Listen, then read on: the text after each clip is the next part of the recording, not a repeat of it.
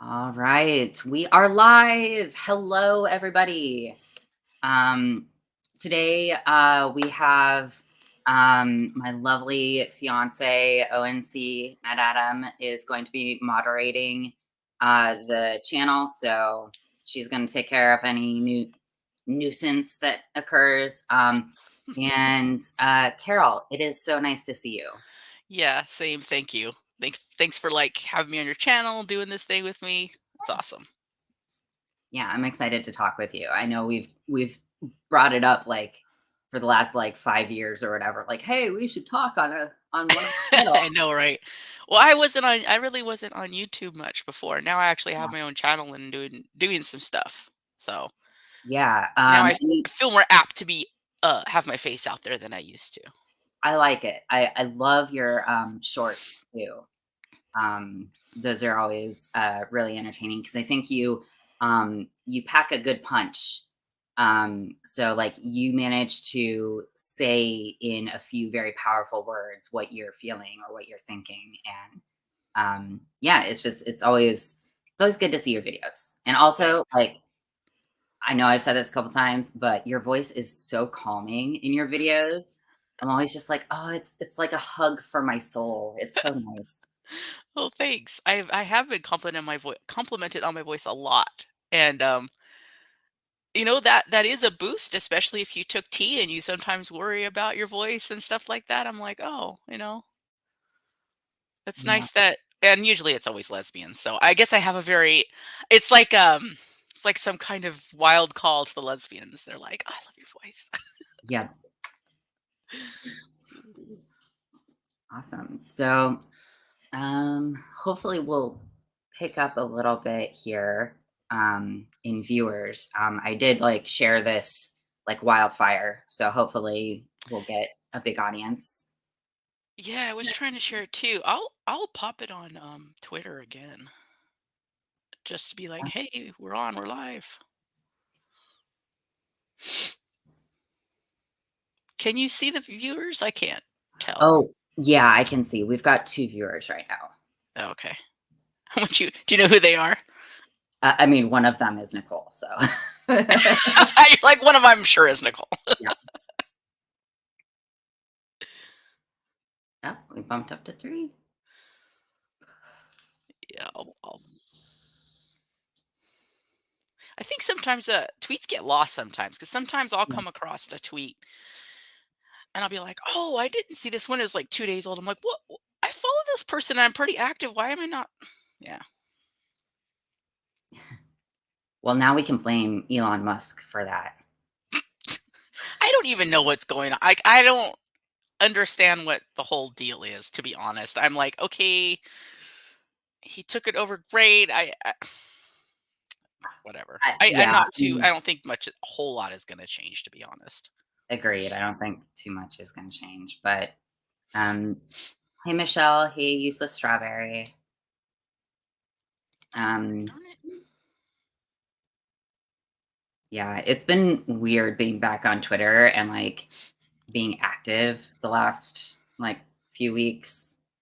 Um, and, like, I had protected my tweets, um, because I was getting just, like, this barrage of, like, far-right religious people who are Oh like, god. "I hate the LGBT and stuff," but I'm with you. I hate him too. And you're like, "No, no, no, no."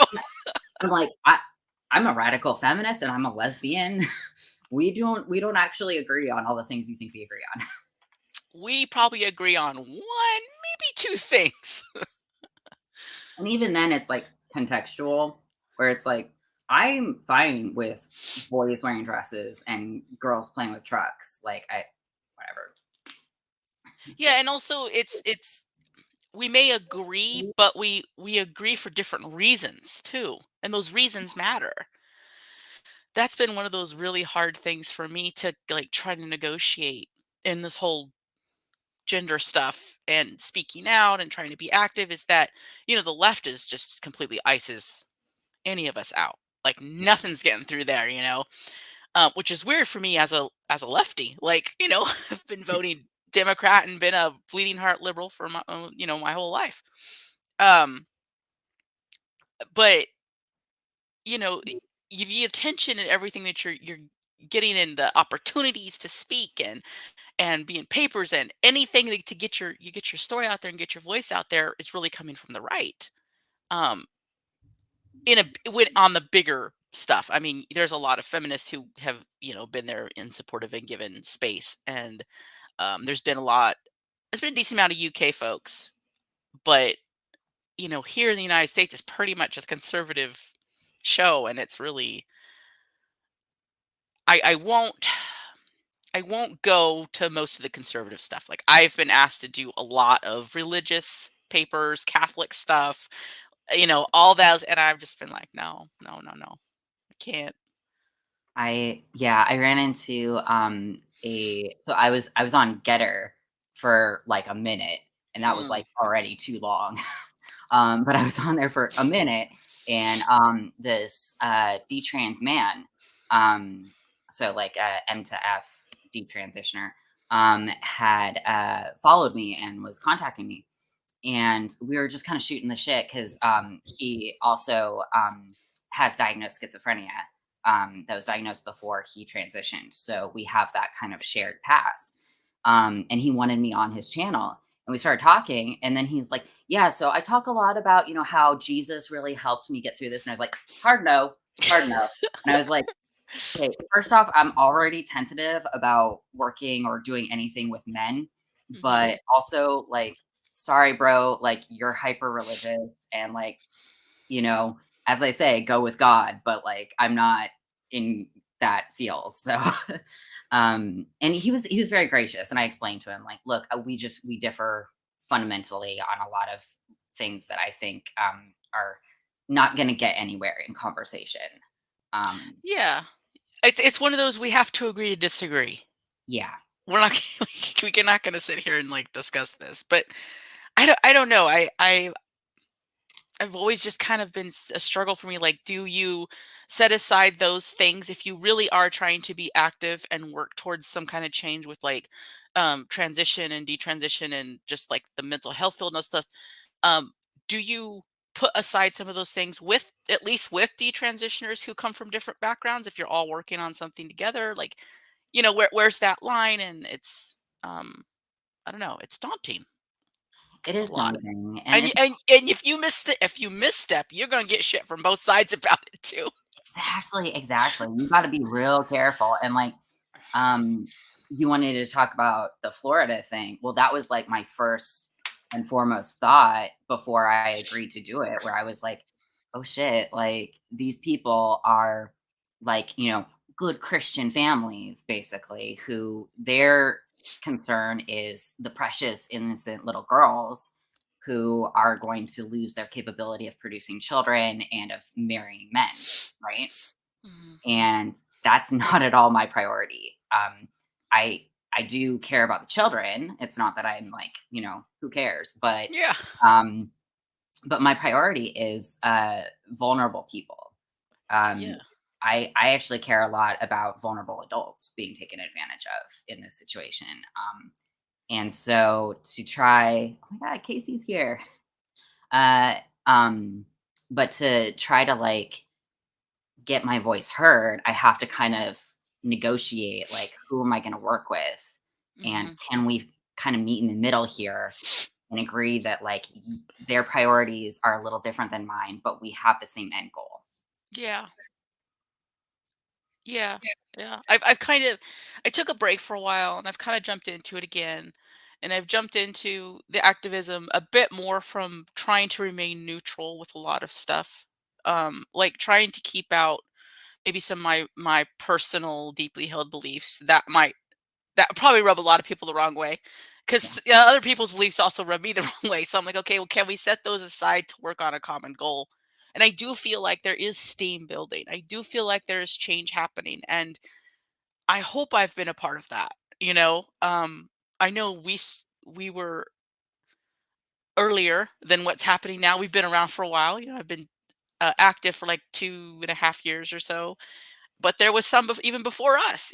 So it's um I don't know, we're just seeing so many detransitioners now. Oh gosh, My yeah. God, and you know what? I knew it was gonna come. I knew it was gonna happen. I know. We were talking about this, Yeah. like, those like, several years ago where we were like, "It's gonna happen. There's gonna be this massive boom," and, like, not just detransitioners, but, like, desisters too of, like, Yeah. kids who are socially transitioning and then everything changes. Yeah, yeah, I remember having a lot of those conversations when we first were kind of starting our journey, and we would me and you, I think, might have been in some of the same private chats for detransition women. And I remember talking about that, like, dude, when that flood starts to hit, and especially the ones that were started transitioned as kids, ah, like, that needs to happen, but it's also brutal, and I don't want it to happen. Like, I don't Yeah. want these kids to have been harmed, because to me there still is a difference between a kid, obviously, and me at 34. I mean, I at least had an adult mind and a lot of experience behind me when I went into it. Yes, I was still messed up, and yes, I was still encouraged and everything, but I had a lot of stability and a lot of experience to kind of fall back on when I saw bullshit, Yeah. whereas kids haven't learned any of those things yet. Well, and the social dynamic, they've spent so long socializing as a trans kid, and interacting with their peers in that way, and it's a hard time to socialize even if you're not in that, mindset. Um, and so there, yeah, there is a really big difference. And then also to top it all off, kids who are put on Lupron or GnRH agonists. I might get those letters mixed up. When they're put on that and then transition very young, their bodies are permanently changed in a really drastic way. And do we Um, even know really how much, or what effect it has on it has to have an effect on the brain, it because does. puberty Yeah. is a huge part of brain development too, people. Like, it's not just your body. Like, it's and your body and brain aren't separate. That's something, like, even in medicine, for some reason, like, we can't get that through our heads. It's all connected. And like the brain is not equipped to understand when you are making this unnatural change to the body. When you're interacting with the hormones, you are dismantling everything that the brain has mapped out. So, you're fucking with the instructions basically. And I can't imagine even being transitioned really young and then having to try to work not just with a permanently changed body, but a permanently changed brain as well. Hmm. Yeah, there's no pause button in life. There Yeah, really isn't. I mean, that's useless strawberry. Yeah, yeah, there absolutely is not. yeah, God. And don't we wish there was? I mean, but this has been the whole trans movement for some years now. I mean, some people say it was different. I don't think it. I think it's all coming from the same bullshit. It's just gotten more and more and more piled on, like snowballed. But, like, this has been the whole issue with the whole trans stuff. Is it's this wishful. I want this. I wish for this, and I'm gonna make it happen, and I'm gonna fight reality on it. Well, Watson, I think made a really great tweet like a day or two ago. And she said, these grown men are talking about how they wish they could have been put on so called puberty blockers and transitioned young, because they wish that they had been able to grow up as girls. And she says, to grow up as a girl means you have to socially interact with men and understand how to build up boundaries really quickly. You have to have a certain level of self awareness. You have to understand about rape and sexual assault. And she's like, these grown ass men, they don't even know what it is that they actually want. They have this idealized vision of girlhood that's not realistic. Yeah. And that probably can go for both sides. Like, Oh the yeah. women who want to, be men don't know what the hell it's like to be. I can say that because once I was started to kind of like pass, and when I Yeah. was working and thrown into, the men's group, because I was a guy, so you group up. I realized real quickly there was this whole freaking language and subculture I knew nothing about. You know, I was right, like, that stuck real well with me. I'm like, "Oh, no, you're not a dude. You are not a man. You're a Yeah. woman." You just through and through, you know, whether it's nature, nurture, both, it's both, I think. It's honestly both. But, yeah, I was like, "Nah, dude, this is something you gotta be born into and grow up in to understand." Yeah. And like you mentioned, we all wish that there was a pause button, or like we could go back and relive certain moments or live them differently. But the fact is you can't.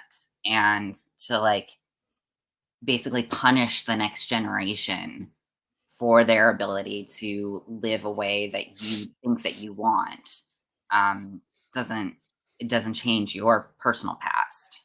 Well, yeah, and you can't, like, you just can't do that. You can't take adult understanding and put it on kids. We know this is we know this is a flawed thing everywhere else. Yeah. You know, like, there have been cultures and people and time periods throughout our history that people have believed kids to be little adults. But this is not the case. They are not little adults. They are not matured yet. Like humans maturing takes many, many years. Yeah. You know, Oh, as we're pretty vulnerable and stupid for so many years. one of my favorite jokes is we come out of the womb still not done. Like, Yeah, we're oh not yeah. finished. Like, compared to other mammals, like, we can't walk, we can't communicate very well, we're we're little babies, we're not able to function even, like, as good as, like, a baby deer is able to, stand and walk and move and find food and things once it's born. Well, yeah, We're I couldn't run from mountain lions at 2 days old. no. Oh. All right. So, how many people we got in here now? We have 17 viewers. 17? Yeah. Okay, you want to jump into the Florida thing? Yeah, let's do it. Let's do it. Just a note here, I will probably have to go to the bathroom at some point. Oh, That doesn't mean we have to stop the stream when it happens. It's just means I'll have to run back there for a minute. that's all right. I Um, might have to do the same. alright, we'll have an intermission period. Um, so yeah, so Florida. Um, so Oh, first, oh, sorry, I'm gonna be interrupting Cal here. Um, just curious, what made you go this time? Like, what made you go? This is like, I know I've been asked a couple times to go, and I just can't seem to do it because, well, I have a lot of family obligation. But what made you decide to go? um, so what made me decide to go, I,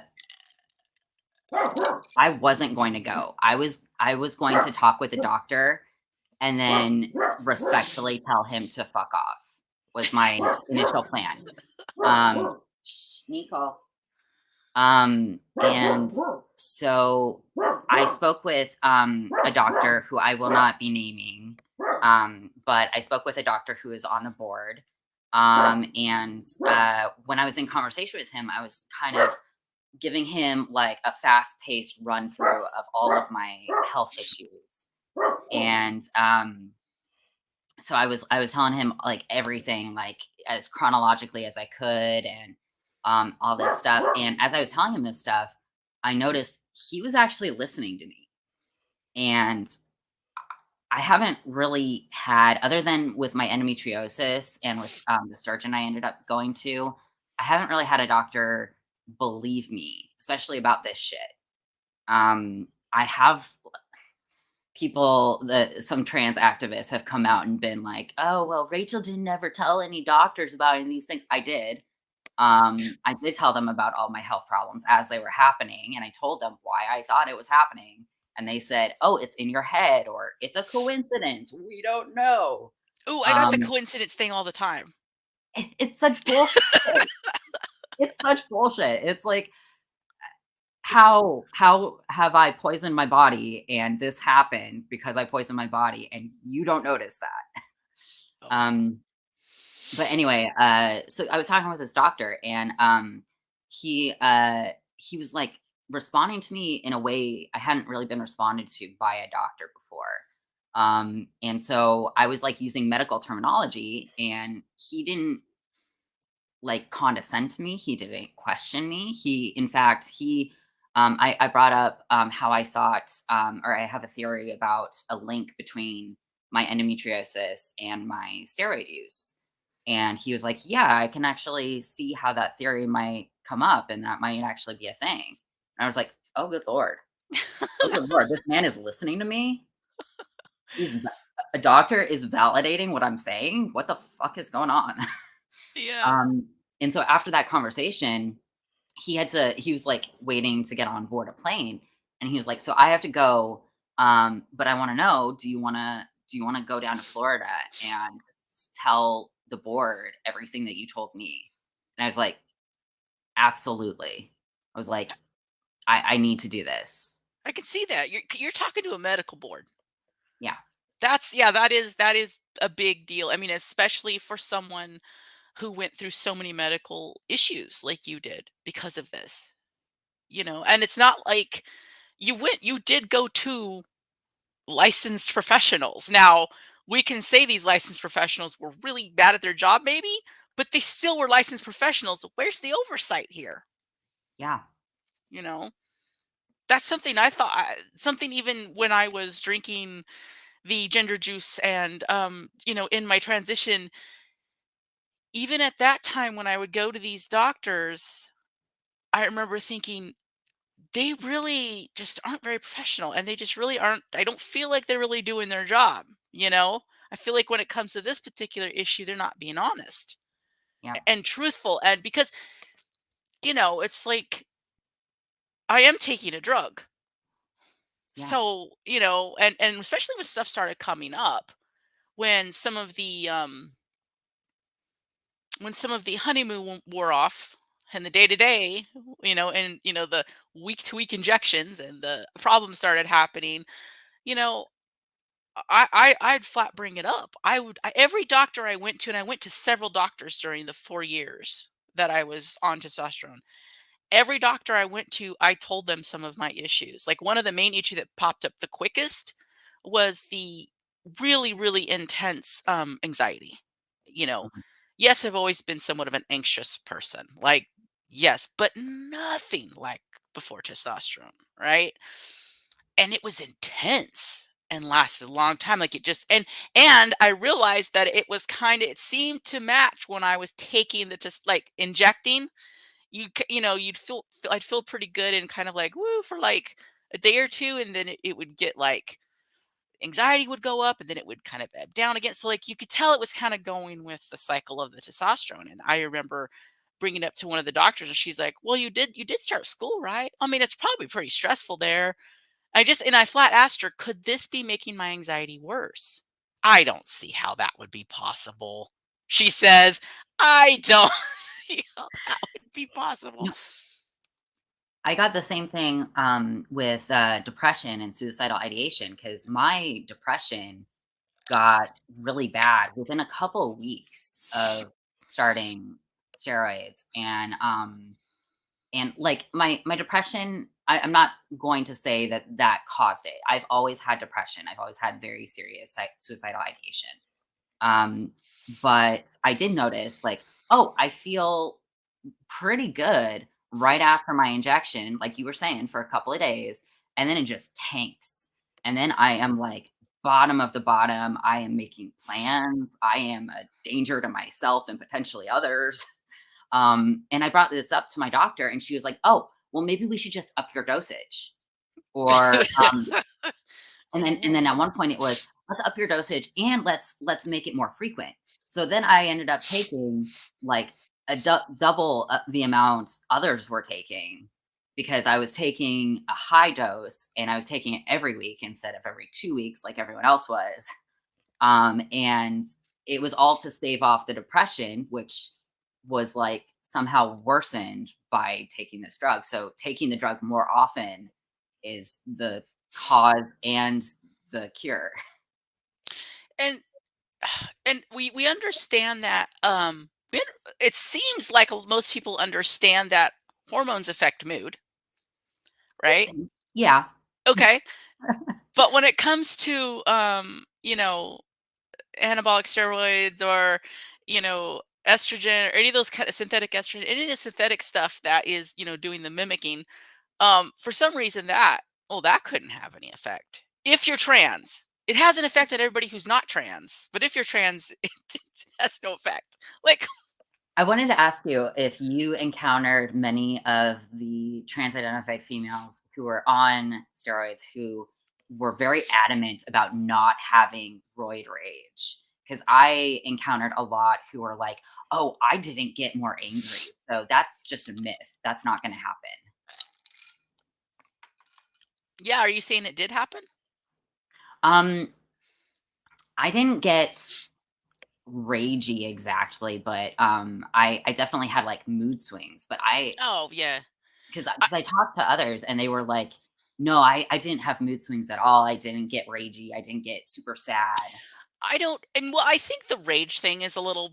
I think that might be a little phony, a little blown out of proportion. Like, and I think it really just depends on the individual. Like, if you are prone to being fucking angry, like, and your moods are fluctuating, you're gonna be angry. Yeah, Because I didn't find that to be the case. It didn't make me rage filled or anything like that. I think that also though that might go back to that that sex stereotype, and I think a little bit of a false belief that men become angry just because it's their nature. yeah, And it's like, well, it's both. I'm not saying that nature doesn't play a part in, because we even male animals can be more aggressive. I mean, I've seen it. I grew up on the farm, you know. Um, but not so more aggressive. Do you know what I mean? Just yeah. yeah. So it's like, no, I don't think that's exactly true. However, there is a lot of mood stuff that goes along with it, and it does mess with your head a lot. And if people are already depressed and suicidal and moody and having all these mental health issues, why would you dump like synthetic hormones on top of that hot mess? Like, nothing good's going to come out of that without the other stuff being under control at all. Plain devil's advocate here. If you were to say, well, if we took care of the other mental health issues, but you know why they don't want to take care of the other mental health issues? Cuz then they wouldn't be trans anymore. They won't be trans because then Cuz a that's the lot fucking problem. 'cause a lot of the dysphoria, it's tied to these other mental health issues. It's not just a magic thing that stems from nowhere. It's tied to all these other mental health issues. So, yeah, once you address those problems, then a lot of the dysphoric issues go away or become more manageable. Oh yeah, Michelle was talking about the roid rage is more male response. That Which is definitely could um, be. Funny story. When I was taking tea, I found out my brother was also taking steroids. Um, and he had told me, he's like, I had to stop. He's like, that shit made me crazy. I was like, and I was horrified though, that was my baby yeah. brother. I was like, don't put that shit in your body. Oh god. Yeah, right. Yeah, There it's is such this disconnect though. Like, it's just really is. well, I was talking with, Nicole about language, and how, the language that is used in the trans sphere is, kiddie language, basically. It's sugar coated. So, instead of a double mastectomy, you've got top surgery, Top and surgery. instead of, synthetic steroids or anabolic steroids, you've got, I'm on T or I'm on HRT, which it's not even replacing your hormones. It's not Yeah, I you am can't. actually on HRT. I'm on Yeah. supplemental estrogen. Yeah, Um, but, anyway, yeah, the language is, very sugar coated, and that's always kind of been a bee in my bonnet. definitely. And that was, I mean, that was even frustrating too. I guess, you know, I did get some shit when I was in the trans community. It's probably why I didn't stick around very long in the community, because I was one of those horrible true med Oh, trans people, yeah. who thought you needed actual dysphoria to do it. And so like I was not popular. So I didn't hang out very much in there. But so I I don't know. I was realistic later on. Once it became after about a year or so, I became a little bit more realistic about my situation. I also never denied my body was female. Like, I believe the whole man brain female body, but like, I also acknowledge that I do have a female body and I'll always have a female body. And so when I would go to the doctors and when I wanted to have conversations with them, you know me, I use regular language. I'm not gonna, you know, it just would piss me off that we could just not just speak normally. I'd have to tell every single doctor, you can refer to my body by its anatomically correct terms, please. I am female. We can acknowledge that in the room here with the doctor. We can talk about my vagina. We can talk about my breasts. We can talk about these things as they are, my uterus and things like that, you know? But you had to tell the doctors that because they would be like, it was just like, "Oh my I mean, god." I still have problems with that where I live, where if I go to the doctor, like if I go to a gynecologist, they will always ask, like, so do you use specific words for your body parts? And I'm like, you're a doctor. Use the fucking language that you were taught in med school. Like, I have a female body. And that's usually my response is, I have a female body, is, use whatever language you would use for a female body. And I've talked about this so much before, but I was similar to you where I always acknowledged my body is female. And I actually got into a lot of arguments with other trans identified females because they'd be like, "Oh, I'm not comfortable with you referring to having a breast or whatever." And I'm like, "Well, too fucking bad because you got breasts and I got breasts because we're female. That's the cards we were dealt." Yeah. You know, going back to the testosterone causing mood, depression, anxiety, stuff like that, I remember at the time I was watching, a couple, uh, trans YouTubers, who were decently populars, and one was around my age too. F so women who are transitioning, so, F to M. And I remember, them talking about the same thing too. I'm having more of this, I'm having that. So it's like, if you're around long enough and you've been in chats and you've been in on boards and you've been watching YouTube of like the trans peeps and you were one of them at one time, like when we as detransitioners come out and talk about this shit, it's funny how they try to act like we weren't in the group with them at one point. You know, Exactly. like, y'all are lying because I was there. Like, you're lying. Yeah, and it's so funny to me, like, how many times I get accused by these, like, young people who, like, just started to transition, and they're like, "You were never really trans." And I'm like, "I was trans for almost 6 years." Like, I've been around. I know more than you do. Yeah, that always cracks me up. So what was to bounce back and forth, we'll bounce around a little bit. What was your experience at the Florida thing? Curious about that.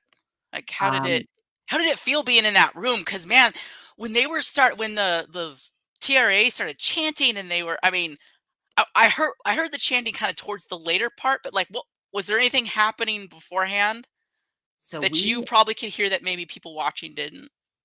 We got there a bit early, to get our spots. We had, like, reserve spots. So, apparently there is at least one article out there who says that, like, you know, the opposition, us, were, like, the majority in the room. That's a lie. There was maybe, like, 15 or 20 of us at the most, and then there was, like, at least, like, 50 of them. So like we took up like the first like couple of rows and then the whole rest of our section and then the next section were all pro transition people. So we were actually vastly outnumbered. We sat down and I um I made a power move where we sat down and Patty Sullivan, who is a representative for a parents organization, she Hmm. was there and she had brought us snacks and like water bottles and was passing it out to us. And one of the people from the trans activist side asked if she could have a bottle of water. And Patty initially said no. And I went up to Patty and I said, "Hey, I'm going to give her some water." And so I got a bottle of water and I went up and I said, "Here." And I said, "Would you like anything else?" And this woman, God bless her, she was just like stunned. She was like, Thanks." And I was like, "Yeah, just sharing is caring." Um, Human things. yeah, I was like, "I'm a person too."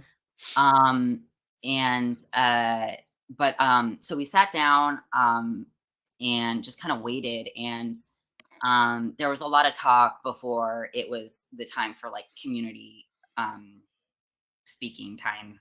And we had submitted all of our testimonies prior, like a couple days prior.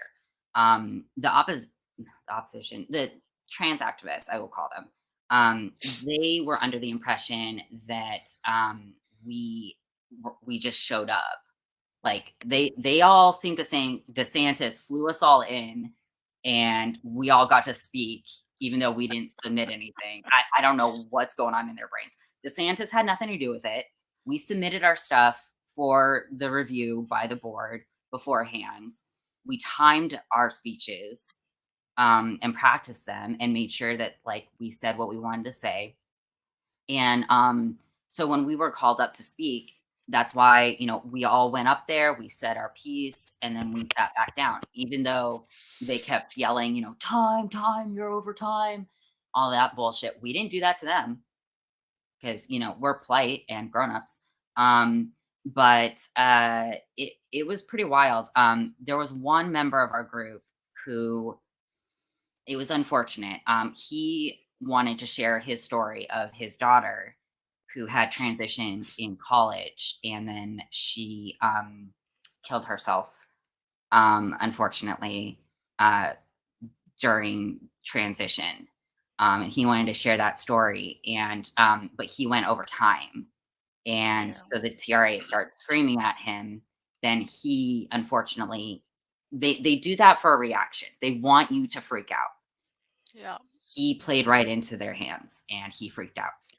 So it made us look a little bit bad because this guy is losing his shit. And he's talking about a really hard story, about his daughter having passed away. So it was really sad, but it did unfortunately make us look a little bit bad. He was kind of a wild card. Um, but the rest of us, we all timed everything and Honestly though, well, one, he's not a detransitioner. yeah, I watched it, and all the detransitioners did a wonderful job. Just really great. Like I was super impressed and very proud. I was like, this is awesome. And I feel like I didn't need to go and add anything. You know what I mean? And that's good. That's good when you feel like there's nothing to add to that conversation. I was like, great, they did it. They all did it. Like we don't have to add anything else. And that's awesome. I think especially for someone like me who is always going 90 miles an hour about every kind of like, every argument that could possibly happen. And also because I've been like being kind of an activist for so long, you already know what bases kind of need to be covered and you're, real aware of yeah. that. But you guys all did like a great job and you did an awesome job. And Oh, thank you. it was so cool to see, the representation there.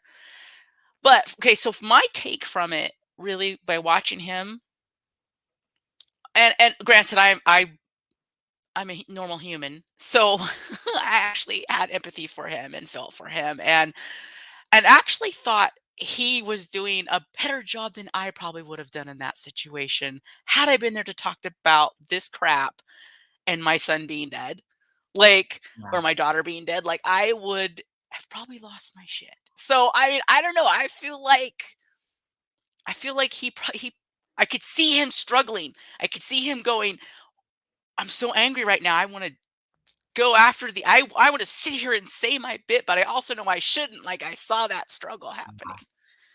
Yeah, Yeah, it's and hard. it was really hard, and, I have so much sympathy for him and for what he's been through, um, and I'm glad that he was there, even though he did kinda lose his shit a little. I'm glad that he was able to say, like, he lost his daughter to it. Um, and I'm really grateful that the organization that we worked with, that they highlighted detransitioners. They had a number of other people who they said they were going to potentially have speak, but they wanted detransitioners to speak first. And because our time limit was so short, they shortened it last minute. So it Mm. went from us each having 5 minutes to talk to Oh, having only wow. 3 minutes to talk. And then after that, they were like, not only do you only have 3 minutes per person to talk, but you can only have X number of people talk. Okay. So they had to cut a bunch of people, and the people they cut were a bunch of the parents. They said, we're keeping all of the detransitioners. And I was like, holy shit, this is awesome. Yeah. Yeah, that's good. I mean, it's hard because I mean, like, this is really affecting so many people. It really is. But also, like, it does make more sense.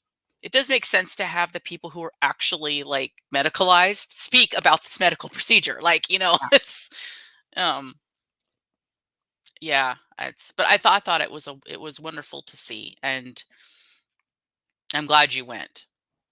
I'm glad I went to, and given that it was a medical thing, that's kind of my forte is the medical side of all of this. It's like, ideology be damned. I don't even care about that anymore. It's not about us versus them or what have you. It's about the fact that if people really cared about these so-called trans people, they wouldn't be instituting this kind of medical malpractice. And that's what it is. It's medical malpractice. And so I went there, and when I spoke, I just kept reminding myself in my head, you are a survivor of medical malpractice, and you are giving your claim of what this treatment did to you so that this so-called medicine does not affect others. Exactly. And I think you're really a perfect candidate to go and speak on this. I mean, 'cause you were so heavily affected by it. It's ridiculous. So, okay, so did everybody have a chance? Everybody did like have the opportunity to speak, right? I mean, because the way the TRAs were acting, you would have thought that like they were told they couldn't even speak at all, you Oh know? my goodness. Oh my goodness. Okay, so yeah, I love that. It's just the dissonance was like amazing. So the director of the board, he called members from their side. He had like cards, and he'd call name after name after name, and they wouldn't show up. And sometimes he would call a name, and the person in the crowd would say, "Oh, I don't want to speak anymore." I heard that a couple times. Yeah. Yeah. I was like, So "What?" they had the opportunity to speak, and I'm wondering if they deliberately didn't so that they could then pitch a fit about not getting heard. Oh Because like, my god, just some childish shit. Like, what the hell? they had the opportunity to speak. We had equal time. And again, we timed ours. We weren't going over. We weren't No. I mean, dominating the obviously you couldn't. conversation. They would shout at you anyways. Yeah, they'd shout at us, and oh god, And you yeah, know what? Though the guy who was running that meeting though, like he was no bullshit. I liked him. He was yeah. like, "No, time, be quiet. We're doing this." Like, Yeah, I loved when, this, trans identified female was, like, she went to the restroom, and so she was out when he called her name, and then she came back, and he had moved forward, and she yells, and she goes, "It's my turn," and he's like, he's just ignored her for a second and said, "Okay, we're calling this person now." And she's like, it's my turn. I was in the bathroom when you called my name." And he said, "I know, you're gonna wait." And I was yeah, like, "Yes, okay, professional. Let's be adults here." that's the rate. That's the way you run a meeting. Yep. Oh, Gay has an interesting question. Okay. What do you mean by true trans? You mean like gender Trans men. dysphoria diagnosis? Had it for years. Believed. Yeah, I guess I would be considered the more old school transsexual true trans. I was a true trans where I was like, "You can't be trans without dysphoria." Yeah. Then again, I'm also homosexual, and everybody knows that the true trans people are homosexual. So, Yeah. which is another reason why I call bullshit on this whole fucking thing, and say that transition as a treatment has been garbage since the beginning. Since the beginning, it's been based on homophobia, sexism, and just and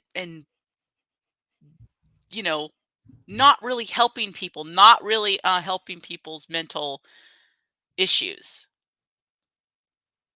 Yeah.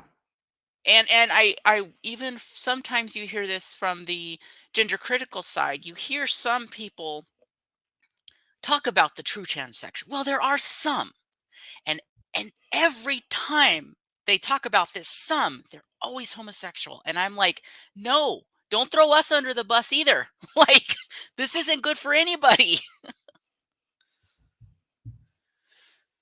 Yeah. Barbie doesn't have a pouch. I looked a lot as a child. She does not. If anybody has a pouch, it's Ken. He's hiding something Uh, down there. It's not a wiener, but it's something. it's something. There's something there. A goiter? Or is that on your neck? No, I think that's on your neck. I need to take a brief intermission and use the restroom real quick. Hang on a second. I'm gonna pull up. Let's do- If I do this, nope, not gonna work. Okay, I was gonna try to pull up a funny image to put up for intermission, but I'm just gonna take a break for a sec. All right. I'll hold down the fort, I guess. All right. I'll look through the messages. Ken, Ken hiding hemorrhoids in there. Oh no, poor Ken. I feel bad for him. Should have made him always be riding that horse. God.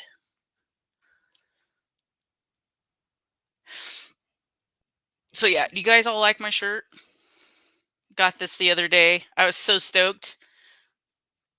So not only, I mean, I like plants, right? So not only is it about plants, but it's about magical plants. Yay, Walmart. Missed my first comment to you. Oh, the shirt. Okay. Yes. That's awesome. Went to so I'll tell you guys a funny story. Here in California, where I live, it doesn't get very cold very often. But this winter, like last winter, it was like we were wearing shorts in the middle of winter here. It was even weird for here. This winter, however, I think it's going to be kind of a normal winter, which means we'll probably get some freezing nights. So we had a storm that came through and just like made everything freaking cold, and everybody just swarmed to the Walmarts. The Walmarts looked like they've been ransacked from all their sweatpants, all their jackets. Like everybody here is like, oh my God, it's actually cold. I gotta go get my clothes, including me. I was a dumbass there too, like trying to find warm clothes because we all have shorts and we've been wearing shorts for months now, and everybody forgot it gets cold. So yeah, ran to the Walmart to get my warm clothes the other day and found this. So I had to get the t-shirt too. It's very nice. And they had a wonderful Dolly Parton t-shirt. I was like, "Oh my God." It was gone. I was like, "You white motherfuckers." He took my shirt. I knew it was you. We went to the Walmart in the wider part of town. So, Oh. not because it's just because we went for breakfast over there because we're old now. Aw, they're so So cute. a big happy date for me and my wife is to go out to breakfast at like 11 or noon, and usually at Denny's. I'm That's like, so really we're sweet. that couple already. That's really sweet. That's okay. That's goals. But like a classic old couple, we have particular Denny's we think's a good Denny's, so we go to that one. Like, You no, you are don't go to that Denny's. That Denny's has shit bacon. Don't go to that Denny's. you are the old couple. I Yeah. love it. Oh, That's sweet. perfect date. It is a perfect date. I was Yeah. joking. I was joking with my wife. I was like, dude, we get so excited just to go to the goddamn Target together. Oh. And I'm like, that is both sad and happy at the same time. So like we do still enjoy each other's company, but also we don't get any alone time to the fact that going and shopping is a date. Well, yeah, because you're also parents, so, like, being a parent, I imagine, like, you get less date time, but I don't know, I've thought about, like, going on dates and stuff with Nicole and, like, I don't know, I'm so boring. I like going somewhere for, like, a very short amount of time and then being able to come home and, like, ugh, I don't I'm have to be around definitely other people. I'm definitely more of a homebody, always has been. And my wife has been much more of a social butterfly. So that's always been kind of an issue. It used to be more of an issue than it is now. I think she's pretty much either she's come to the dark side with me, or maybe she's just now she's like, I have no desire to really go out and do anything anymore. But yeah. Yeah. Hey, home, you know what? Home dates can be kind of nice too. If you like to do something kind of special at home.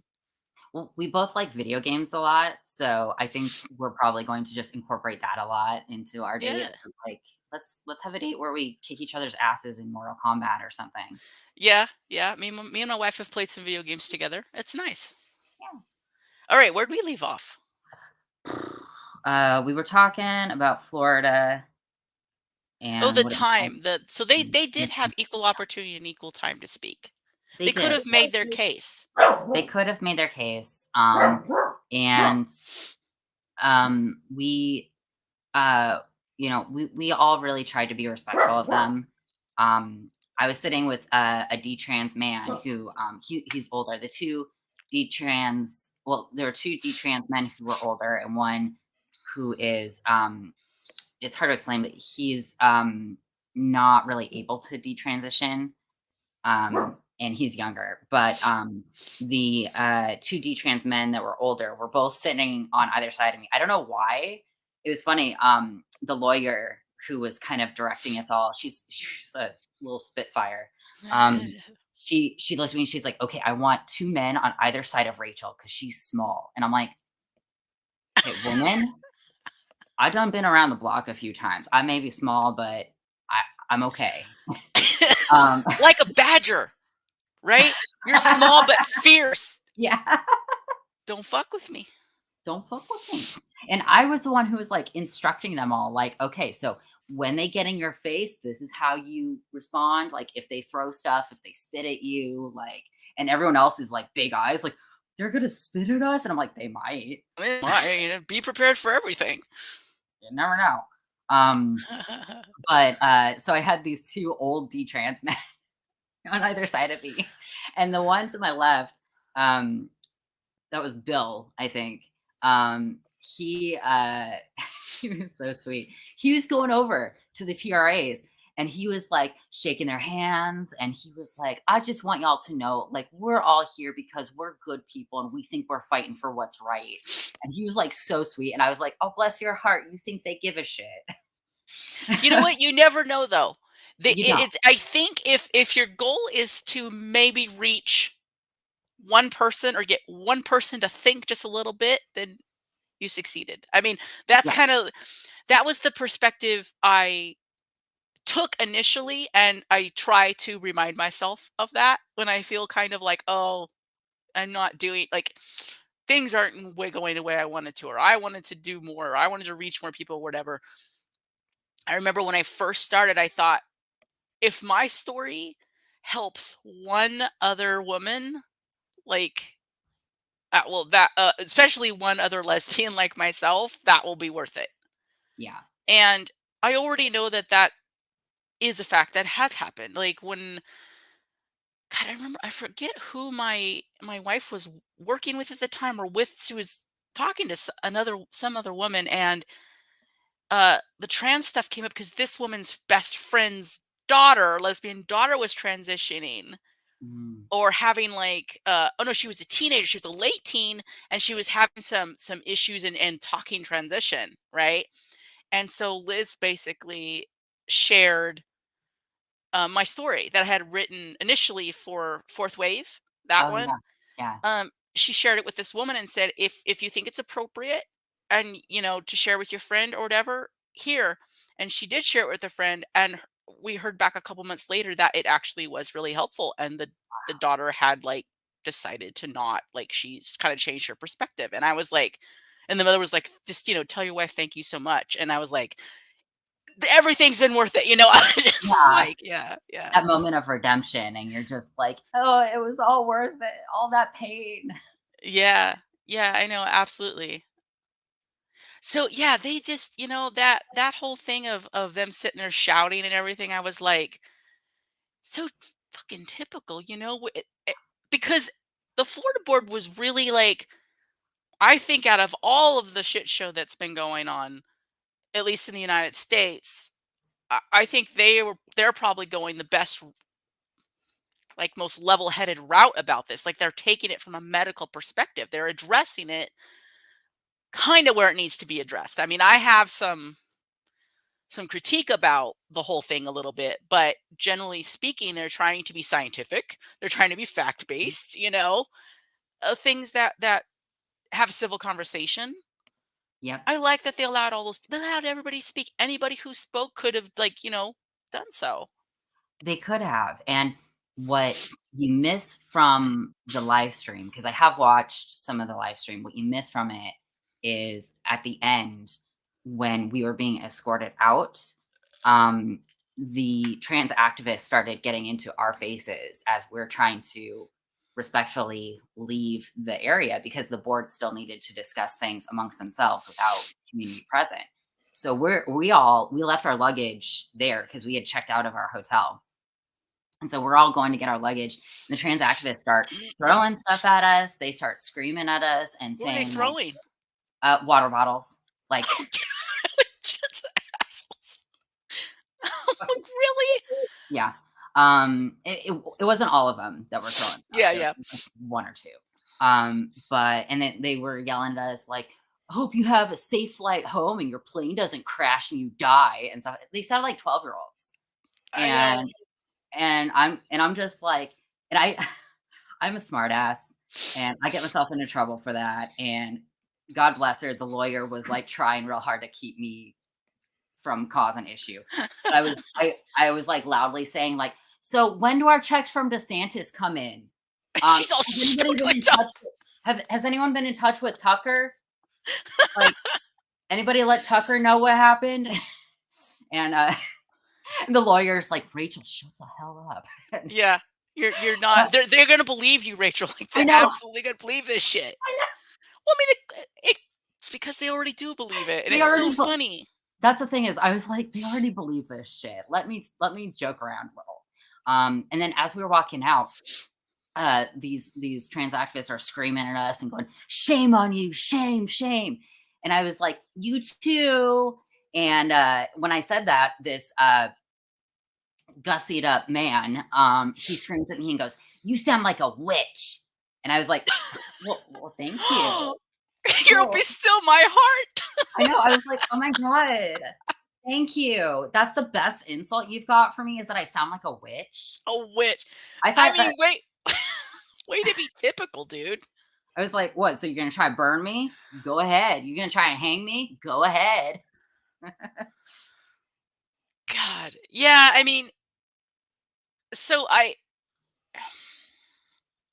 looking at the chat a little bit, and that girl's talking about, being more old school gay, and how we did have to talk to people who a lot of times hated us. Like, if you were doing any kind of gay liberation, gay activism, marriage equality, any of those kind of things, you did have to talk to people that sometimes, like, hated you and thought you were going to hell. Like, you would have those conversations with them, and you would try to humanize yourself, and you would try to, like, cross that aisle, because you knew that you needed people to see you as at least human and leave you the frick alone. Like, right? Like, you don't have to agree with what I do. You don't have to even accept what I do, but don't legislate against me. Let me live my Yeah, life, and you live yours. And that is something that the whole trans rights movement has not done. And so how they can claim anything close to what gays have had to do with, like, getting our rights and everything is laughable. Well, I was, like, on the tail end of that generation. So, like, like, my senior project in high school was on, why same-sex marriage should be federally legalized, and the benefits for that, and I had to argue it not even as a, like, "Hey, like, gays and lesbians are people too," kind of argument. I had to, like, be like, "Well, we can tax them differently, and it'll stimulate the economy, and, like, give things Yeah. that, like, other people would give a shit about," and I remember, like, our gay straight alliance in high school got shut down. Meanwhile, we had 2 separate prayer groups for Christian kids, which, fine, I don't give a shit, but, like, the fact is, like, our group got shut down. We were planting flowers. We weren't even, like, flying the rainbow flag. We were planting flowers at the school. And a bunch of You parents. mean you weren't having a kink parade? I mean, because that's what gay rights is all about. No furries, no kink. It was old school. Uh, Um, but yeah, I do think that there's something lacking from these younger kids who they don't, I don't want to sound ageist, but they really don't understand what gays and lesbians have been through, and they think that they understand oppression, but it's different. yeah, well, I mean, no, that I think that comes with the internet. Internet, people were like, "Oh, the internet, all the information at your fingertips." What information and who's controlling the information? Yeah, it's really mostly Because advertising. If uh there's anything, it's all ads. yeah, I don't know. It's if you want the truth about really anything in history, you need to go to the books again, and you need to go, if it's gay history related, you probably need to go about 2005 at the latest. Yeah, Back further. 90s was a really throughout the 90s, especially the late 90s, was a lot of good publishing on the whole stuff. yeah. But yeah. Oh, Michelle asked if there were police at the The Florida Florida event. thing. There were a lot of police. There was also like security. So the event happened at this what would you call it? Not a convention room exactly, but like a, I don't know how to call it. But it happened in this room at this hotel, and the hotel is like connected directly to the airport. It's not like side by side, it's like a Oh, part cool. of the airport. So Okay. it's like once you leave this room, you're basically in the airport. So the fact that like the TRAs were acting out is even more impressive because they were doing it at a fucking airport. Um, and so there was hotel security was in the room with us, and then there was like a squadron of police outside. Some police actually did escort us once we got into the hallway outside of the room, which was fortunate. I am not going to get into my feelings about police right now, but I was happy that they were there. They didn't really do anything. They were just Which kind of is like, good. That's what they're yeah, supposed to do, right? They're supposed to be there to stop anything from happening. exactly. I was like, Yeah. I'm just glad you're here to like just show like kind of an intimidating presence. And so when we were escorted out, and then the TRA started like really acting out, the police did come in and kind of like stand between the crowd and the board members to be like, you're not going to get through. And later, I saw people were tweeting about hurting the members of the board. So I think it's good that the police were there. Um, but yeah, so there were like 2 or 3 officers that walked with us as we tried to like get out of that You know space. why?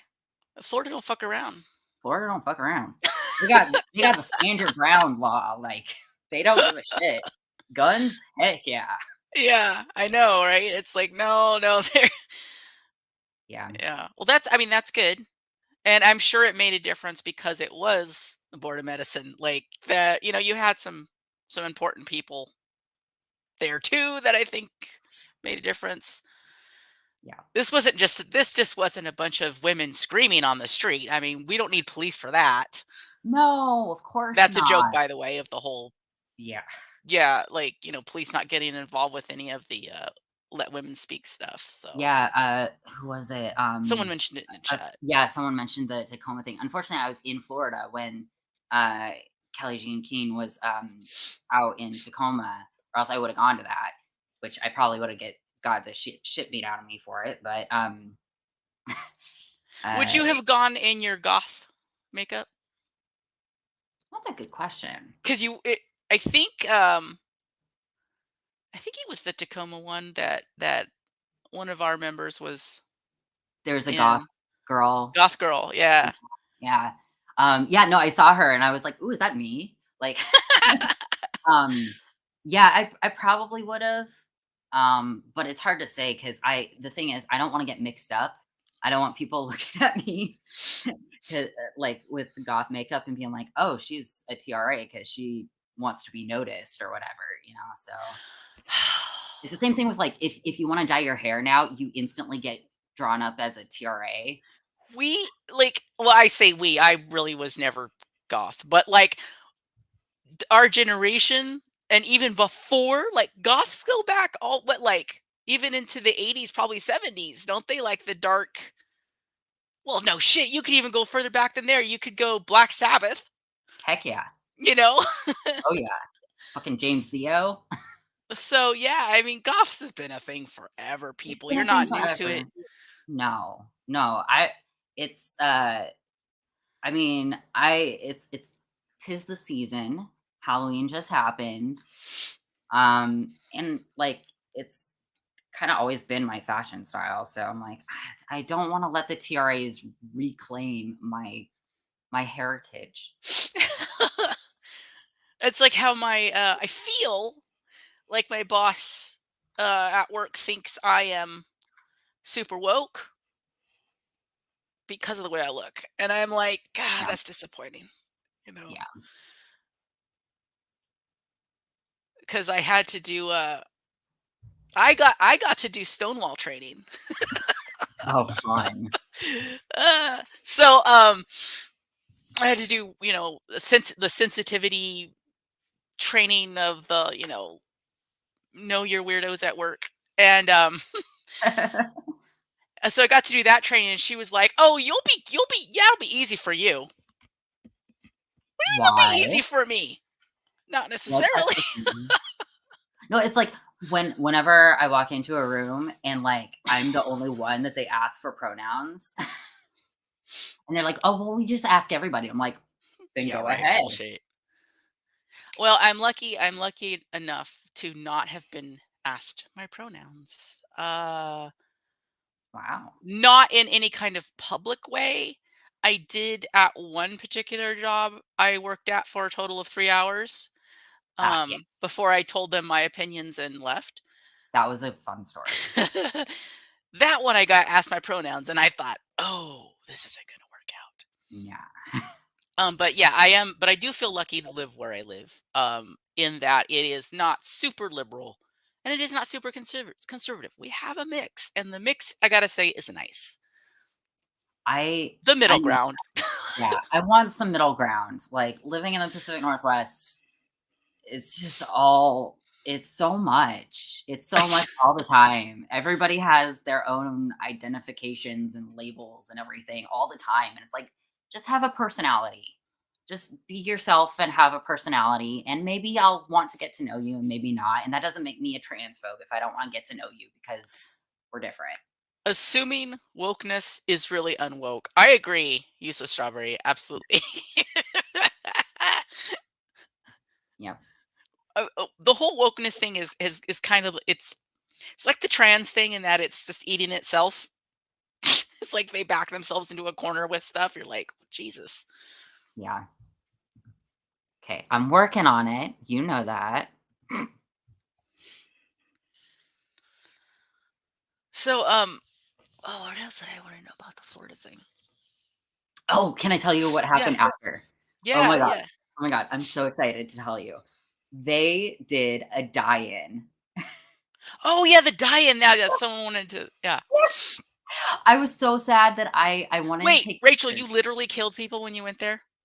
I God damn it, figuratively Rachel! I told you don't kill people. okay, but I misgendered some of them, and that's literally violence. Literally. Literally. Um, no, they did a they did a die-in at the airport. Like, these bold ass motherfuckers. They all like 15 of them went down with trans flags, and I'm gonna steal this from Nicole. She said so they basically went down and took a nap in the airport. 'Cause they all had trans flags, and they laid down and just covered themselves in trans flag for like 5 minutes before security made them leave. Ah. See, now if they'd have been actually grown-ass adults and parents, they would have been napping. Once you get and put a blanket over you, you're like, "Oh, thank God. I'm just gonna go to sleep." Well, yeah, and I was like, you know what? Maybe they need a nap after all of that ruckus. That's true. That's true. Yeah, Nap time. they seem kind of cranky. The drama. Oh, the drama. It's just like, come on. God, even when I was trans identified, I couldn't deal with the fucking like overly dramatic bullshit in the community. And this would have been 2015, 2016. It was already, and mind you, I'm in not a super woke place either. And our local community was pretty nuts. Yeah. Yeah, And I remember I walked in the gay pride parade with them one year. And one of the leaders was a trans identified woman, and she had a big old horn, "Rah, rah, rah, rah," and of course they always do. And she basically said, she started saying trans lives matter. This was right when Black Lives Matter was kind of a thing, and I yep. was like, don't do that. Like, I was thinking, oh my God, I wanted out of there. I was like, you just stole something. Like, what the fuck? Because remember, I am liberal, right? So I'm like, I'm like, what are you doing? But I guess I'm old school liberal, where I'm like, that's not our place. We didn't come up with that. Don't steal that shit. One of my peak moments before I like actually detransitioned was I was working with Trans Pride out in Seattle, and I had just moved from another place that was pretty I moved from Minnesota, basically. And it was like actually spearheading a lot of the trans stuff that we see now, such as WPATH. Mm. Um, and so I had a lot of knowledge that I was trying to bring to the table. And the person who was heading it is like absolutely batshit crazy. But anyway, it was a trans identified male. And he was like constantly telling me, like, you don't get to talk about this because you are a binary trans man. And I was like, all right, fine. Like I will save my efforts then. Um and they decided to have trans pride at this park that is notoriously inhabited by homeless people. And what they were doing was kicking the homeless people out. They incorporated police to kick the homeless people out and ban them from the park so they could have trans pride there. And I was like, aren't y'all talking all the time about how trans people are always homeless and struggle with, stability? And what if we're kicking out someone who's a trans woman? What then? Because did And they go ask everybody how they identified? they did not. They also Mm. had a rule where like you could not have any fragrance. So and that was as far as you couldn't smell like cigarette smoke, you couldn't smell like perfume, you couldn't smell like detergent. Okay. So that eliminates a lot of people, and it was just wild for me. I was like, you're discriminating a lot for someone who's talking about inclusivity. Yeah. That's funny. We had a moment too in the group where our fearless leader was like, "Oh, the city is doing some kind of uh oh, they're doing one of the town hall meeting things on the homeless situation here. And we're going to go and as a group." And I was like, "Oh, cool." And I kind of spoke too soon. I was like, "Oh, we're going to go and like, try to like be supportive for like homeless people, because a lot of us are homeless. Like I was thinking, yes, as a group, of trans people, and trans people tend to be homeless, we are going to go, but we're going to go for all homeless because we happen to be a lot of us in there. Like, Yeah. do you know what I mean? Not, no. What we were going for was to make sure that men could go sleep in the women's homeless shelter, and women could go sleep in the men's homeless shelter. It was about fucking identity. It wasn't about Yeah. actually doing anything. And I mean, I think that was kind of the last straw in that group. I just was like, fuck this shit. You know, these people are nuts. Um, eh, yeah. Yeah. And I mean, I think that's a really good point is a lot of this is just surface level caring, right? It's all for the visuals, and the actual work that needs to be done. Once you start to critically analyze it and say like, hey, we need to actually do this to help people, like with trans medicine. Like my argument has always been, if anybody cares about trans people, it's people like me who are saying this stuff is hurting people. Mhm. Like, I can't understand why I'm the bad guy for wanting people to not be given drugs that are going to cause them health problems. But even if you didn't go that far, like I remember there was some detrans women a few years ago that were working on trying to at least establish some kind of like knowledge around just the side effects and how to like treat the side effects, and let trans identified like women, females, know about these side effects, one being reproductive atrophy and vaginal atrophy, and the cholesterol issues, and like just these things that come up, and how to treat those, and that even got completely shut down. Yeah, And it's well, like they weren't even saying they were against transition. They were just saying, look, if you're going to be taking this stuff, be educated about it and know how to like be as healthy as you can be. exactly. I mean, I know we both have complicated feelings about Susan Buck Angel, Yeah. um, but she's talked about vaginal atrophy before, and she's gotten a lot of hate for that. And I'm like, "Hey, you know what? Like, at least she put that out there and acknowledged that that was a real thing." I mean, the bar is so low. It's bar solo. No, I mean, I I'll give her that. I'll give her Yeah, that. I'll give credit where credit is due. I mean, Um, and if you go into any, well, don't do that, people. Don't go in there and bother other people in Reddits or whatever. But I happened in a FTM Reddit one time, when this stuff was jumping off out of curiosity, and dude, there are whole fucking Reddits and shit talking about vaginal atrophy. Like, yeah, we're all talking about the same thing here, people. yeah. And when I was trans identified, we had talked about it. Like, trans guys would talk about these issues. It's not. That's what gets me about when I speak out about these things, how much pushback I get from trans identified people saying I'm bullshit. It was just my experience. I'm making shit up. I'm like, really? Because when I was trans identified, all my friends and all of us were talking about it. So must have not been just my experience. I remember talking with my friends about, like, surgeries, and we would talk about, like, how fallow scared us. Like, it Hmm. wasn't just me. Fallow scared a lot of us because we knew all of us, 1 or 2 people who'd had fallow, and, we talked about how, like, it went wrong for them. We discussed it, and we said, "This is not for us. This is too experimental. This is dangerous." That's another thing that Buck was always on about too. Like she never wavered that like that surgery's a piece of shit. Like don't do that. Don't do that. Yeah. At least when I was still listening. So yeah, it's that always cracked me up. I'm just like, yeah, I was there.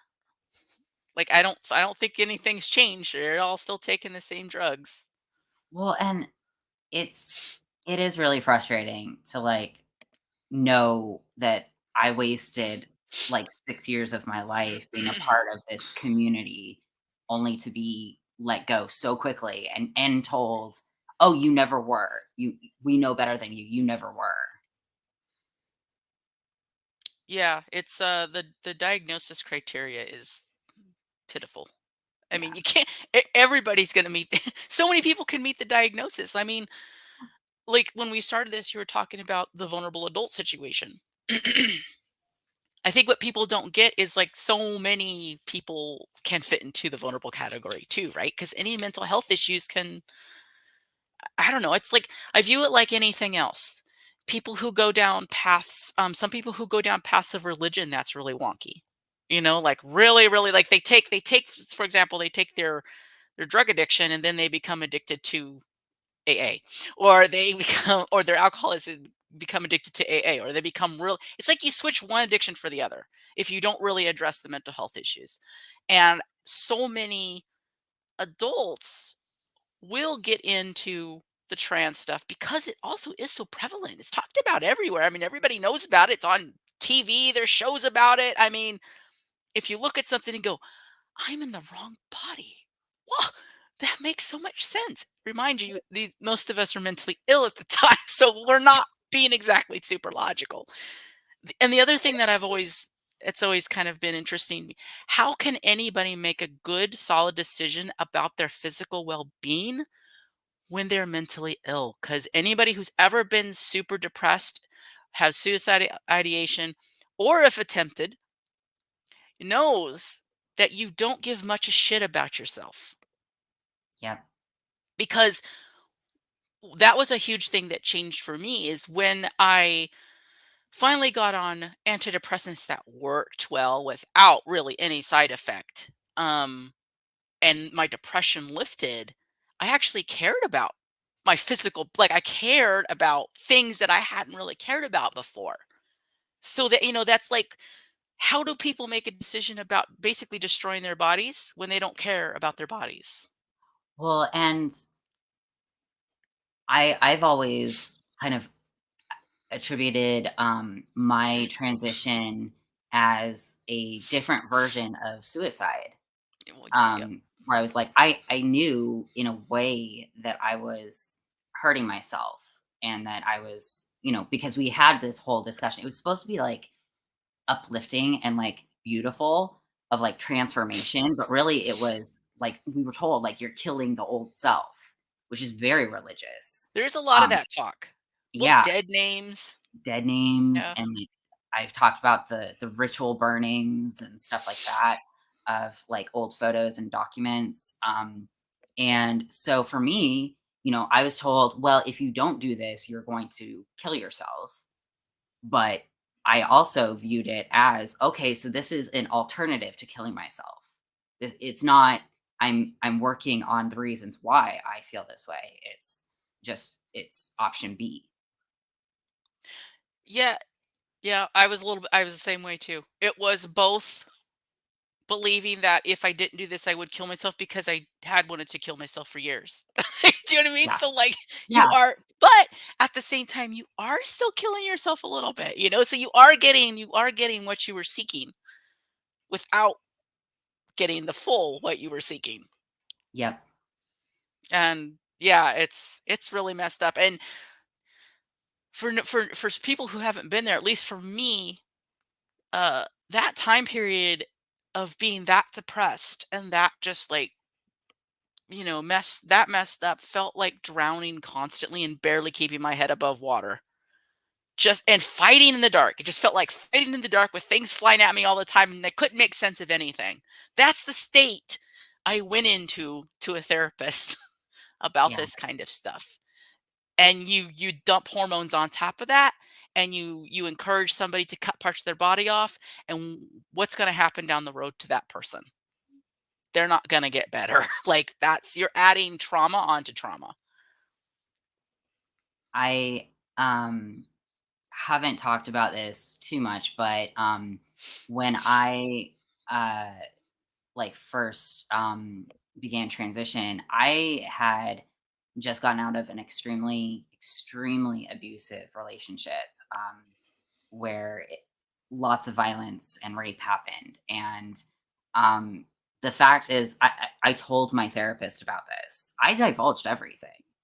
And I said, this is what I'm getting out of. And I told her, 17, I was diagnosed with schizophrenia and major depression, which is now diagnosed as a collective thing of schizoaffective disorder. And so I told her all these things, and not a single red flag made it through her glasses. Like, I don't understand how she was able to hear all that and say, "Oh, well, transition will fix all that."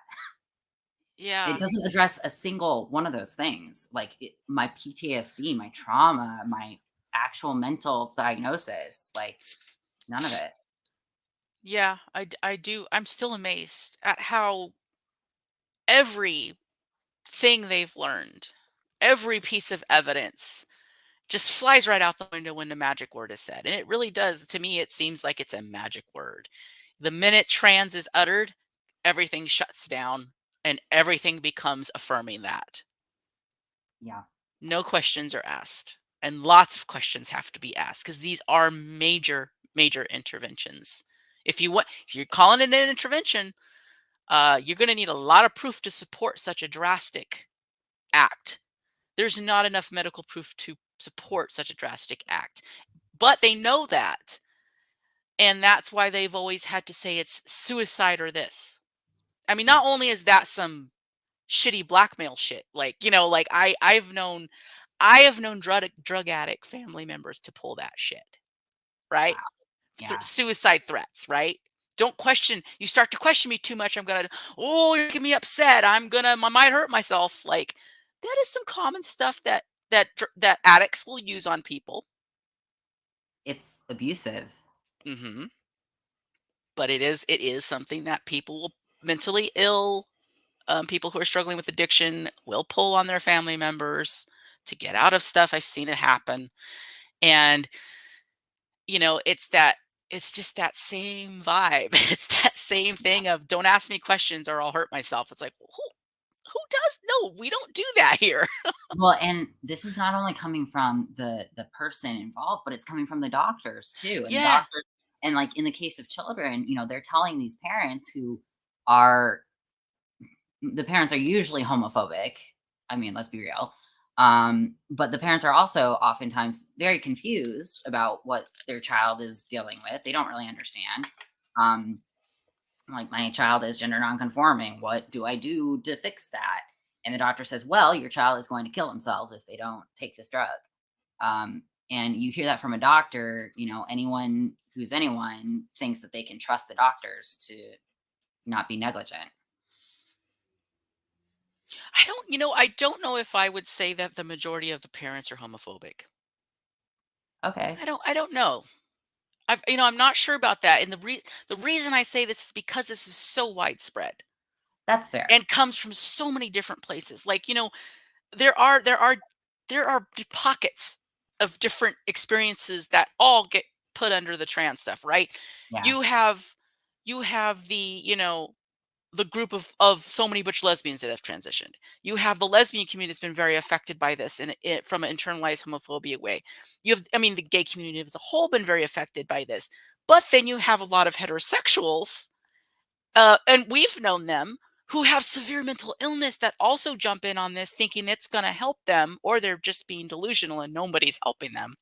Um, yeah, and then you have the young kids that got into the cult online, yeah. the identities and all that. That's a whole listening to the stories of the teenagers, like the teenage girls, like Helena is one of them.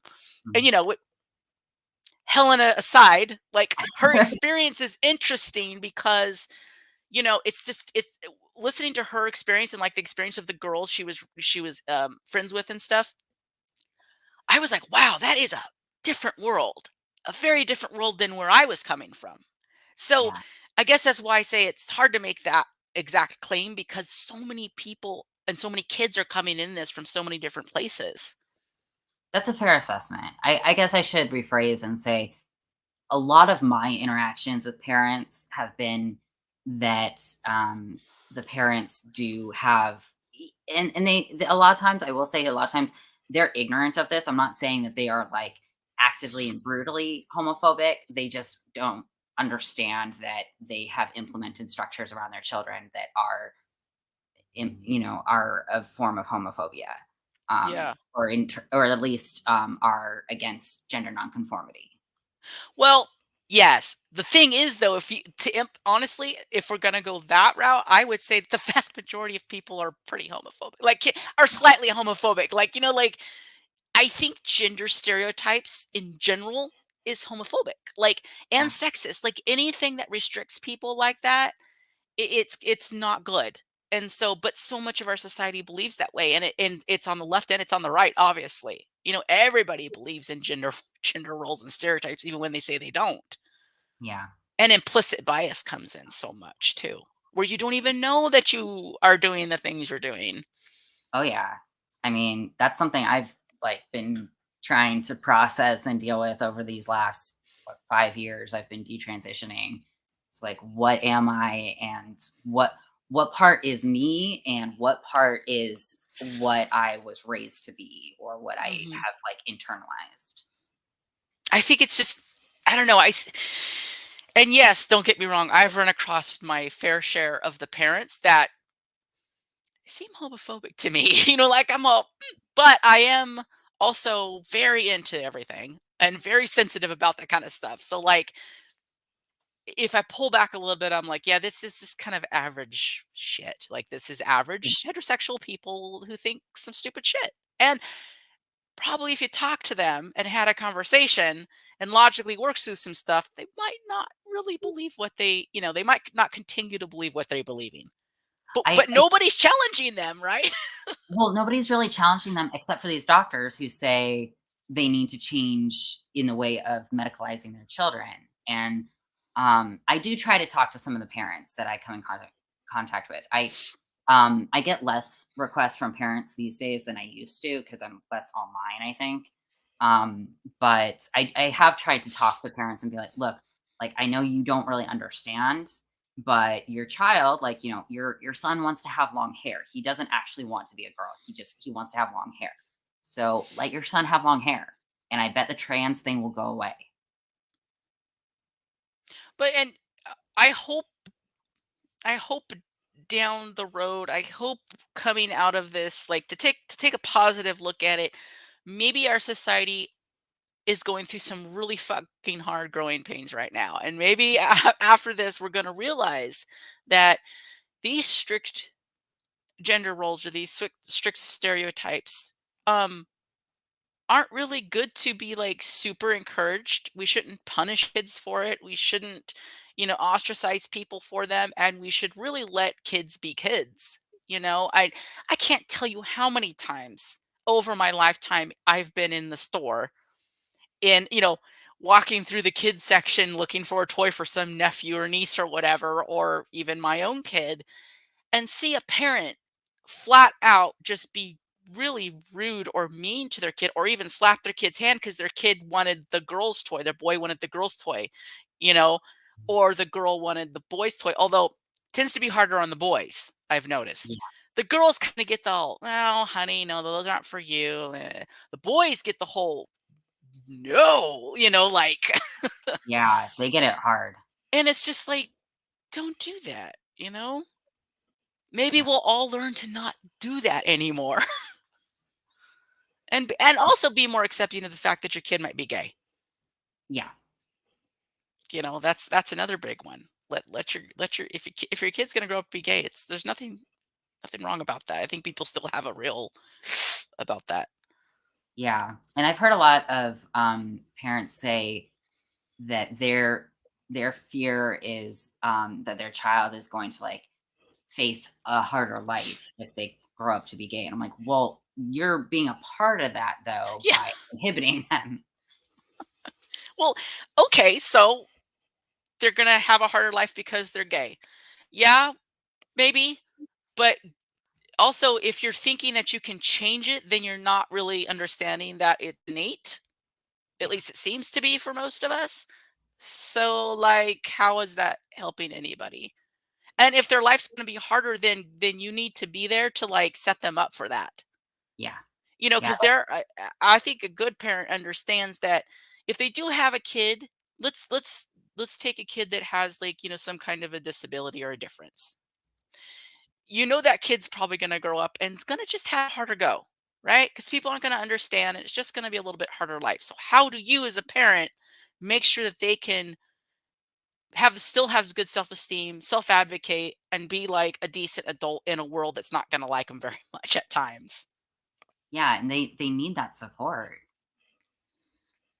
Because if they don't, we see this with the trans community. If they don't get that support from their family, then they're gonna find it elsewhere.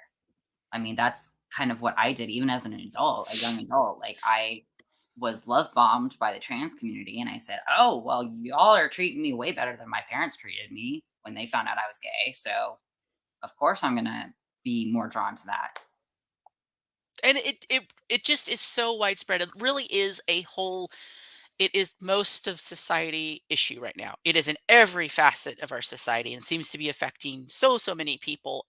I mean, and the people who aren't even transitioning, like think of all the families, wives and husbands and kids and everybody, just families that are affected by this too. So like this is a societal issue and obviously we have an issue, we have a problem.